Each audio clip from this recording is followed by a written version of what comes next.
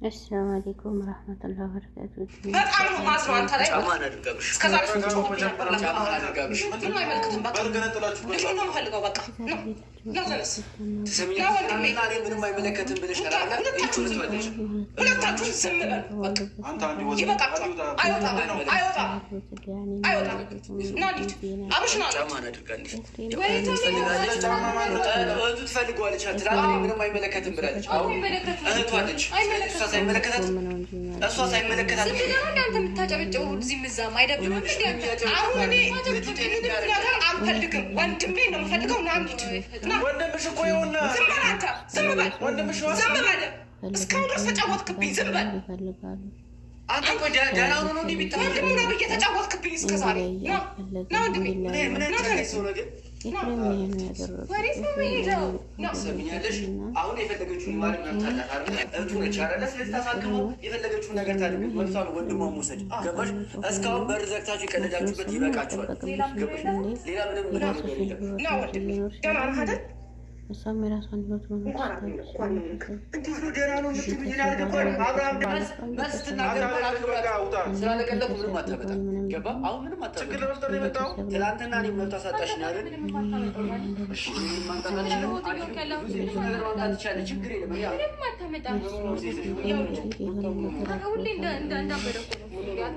እኔ ከእነሱ ጋር እኔ ማውራት አልፈልግም። ምፈልገው አንተ ነው። እንኳን ና እንመጣ። የት ነው ትመጣ? እቤት መምጣት ነው አይደል የምትፈልገው? እዚህ ነው የምትመጣው? ዝም ብዬ ነው ዝም ብዬ አብረን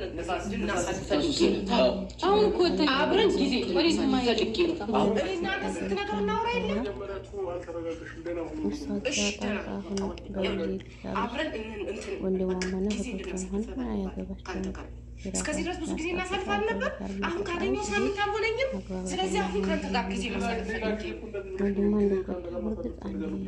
አሁን ፈለግኳ ጎዳባትና እንትን እንዴት አትፈልግም። ሁላችንም አንፈልግም ይሄን ነገር አለ። ግን አግባብ ባለው መልኩ ነው ማለት ነው። አግባብ ባለው መልኩ እሱ አላስተሆነኛለኝ ተመልሻለሁ። ከልጅነቱ ጋር ተመልሻለሁ። ሩታን የምፈልገው ሩታን ነው። ሄርሜላን አልፈልጋትም እስካለ ድረስ እሱ አምኖ የተቀበለውን መቀበል ነው እንጂ ያለባት ማናት ጊዜ አይ አትሆንህም እሱ አትሆንህም ብላ እሷ ልትወስንለት ወይንም ሩታን እሷን በክፉ እንዲያስባት ልታደርግ አትችልም። ማድረግም የለባትም። የራሷን ህይወት፣ የራሷን ትዳር፣ የራሷን ልጆች እኮ ወደ ጎን ትታ ነው ሚዲያ ላይ ማምጣትም አትፈልግም። እና የራስሽን ህይወት እያስተካከልሽ የሰው ህይወት ባታበላሽ ይሄ አንድ ትልቅ ነገር ነው ብዬ አስባለሁ። እንዴ እና ሁላችንም በሰው ህይወት ጣልቃ ብዙዎቹ እንገባ አለን። እነዛ ሰዎች ደግሞ ወልደዋል፣ ሊለያዩም አይችሉም። እና እንደዚህ እውነት እንዳይመስላችሁ ይለያያሉ ብላችሁ ደስ እንዳይላችሁ።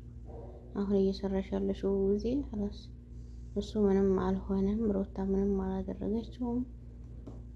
ገና ከሄርሜላ ጋር እንዲሆንልሽ ስለምትፈልጊ ብቻ ነው አይደል? እና እንደዚህም ባታካብጁ። የሚካበድ ነገር የሚጋነን ነገር አላደረገችም ሩታ። የልጇን አባት መመለስ ባለባት መንገድ ትመልሳለች። አብሯት መርጦ ደግሞ ከሷ ጋር ህይወት እቀጥላለሁ እኔ ከሩታ ጋር የምቀጥለው እያለ 4-5 ጊዜ ተናግሯል። እና ግዴታ አንቺ ደግሞ ናወጣና እንሄድ፣ ደህና አይደለህም፣ ጤና የለህም፣ ከሩታ ከሄርሜላ ጋር ነው እንድትሆን ኤፍሬም በትክክሉ መንገድ ነው ሄደው። ምክንያቱም የተዋለደ ሰው መራራቅም ሆነ መለያየትም ስለማይችል እሱ ከሄርሜላ ርቆ ከሩታ እንዲሆንለት ነው የሚፈልገው ኤፍሬም። ኤፍሬም ዝጋ ምንም ጥፋት የለበትም። የሚፈልገው ተስማምተው ልጃቸው እንዳሳድጉ አንድ እንዲኖሩ የደስታ ህይወት እንዲኖሩ ነው እየመረጠላቸው ያለው አይደል እንዴ? እና ስለዚህ አሁንም ቢሆን እንደዚህ ባትሆኒ ጊዜ በሰው ህይወት ገብተሽ ባትንቀለቀሊ ብዬ አስባለሁ። ብዙ ጊዜ ትቆጣለች፣ ትጮኻለች እና ይሄ ደግሞ አግባብ አለው ብዬ አላስብም። ለማናቸውም አሁንም ቢሆን ኤፍሬም ምንም ጥፋት የለበትም። ጥፋቱ ያለው ማን ጋር ነው? ዲያኒና ወይንም ጉዜ ጋር ነው ማለት ነው። እና እሱ ወዳለሁ ይመቸኛል ከእሷ ጋርም ሆነው ብሎት እስከመረጠ ድረስ እሱ የወደደውን መውደድና እሱ የመረጠውን መምረጥ ነው እንጂ ቤተሰብ ያለበት እሷ አትሆንህም እሷን ተዋትና ና ከልጁ መነጠል ይሄ አግባብ አለው ብዬ አላስብም። የሆነ ነገር አድርገሽ ብሎ ምናምን በቃ ብዙ ወሬ ወራ። እሷ ልጅቱ ምንም ነገር አታረግም። በጣም ጎበዝና ጀግና ጠንካራ ሴት ናት ማለት ነው ሩታ። ያቺ ደግሞ በለቅሶና ወይንም እያስለቀሰች እንዲመለስልኝ ብላ የምታደርገው እያስመሰለች ነው ሄርሜላም ቢሆን ማለት ነው። እና በሰው ህይወት ጣልቃ ገብተሻል። አሁንም እያለቀሽ ገብተሽ እያለቀሽ መውጣት ይሻልሻል። ዋናው ነገር ሩታ ከነ ልጆቿ ከነ ቤተሰቦቿ ሰላም ትሆን። እንደዚሁም አብርሽ ከሩታ ጋር መሄድና መጓዝ መጨረሻውን ማሳመር አለበት። የወለደ ሰው የትም አይራራቅም። ምንም ቢጣላ ምንም ልጅ አንድ ልጅ ያገናኛቸዋል። እና ዝም በይ በቃ አገባሽም እያላት ነበር ያለው። ይህች እኮ ሚስቴ ናት፣ የልጅ እናት ናት። ሩታን ለምንድን ነው ትቆጫለህ? ለምንድን ነው በቃ እያለ ነበር አብርሽ። በቃ አብርሽ እንደዚሁ ቢቀጥል ደስ ይላል። ሄርሜላም ደግሞ የራስሽን ህይወት ፈልገሽ ኑሪ። ግዴታ ሰው ህይወት ላይ ገብተሽ እንትን አትበይ ነው የምለው። ብዙ ያርፈሽ ተቀመጭ እላለሁኝ። ላይክ ሸር አድርጉት። ሰላም አለይኩም።